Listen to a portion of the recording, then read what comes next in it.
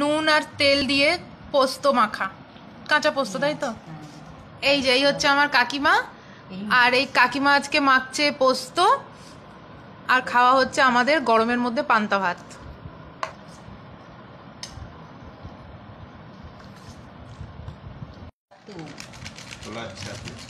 ছাতু দিয়ে কি হবে? ছাতু মাখা হবে পেঁয়াজ দিয়ে, লঙ্কা কুচি, তেল, নুন, পেঁয়াজ।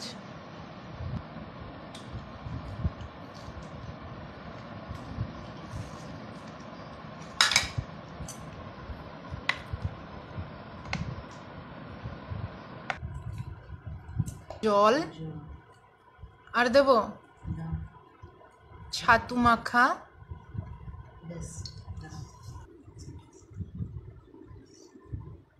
ছাতু মাখা রেডি।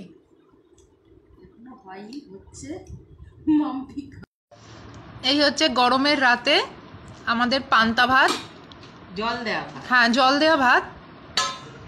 এই হচ্ছে কাকিমা, কাকিমার হাতের এই খাবার খাবার।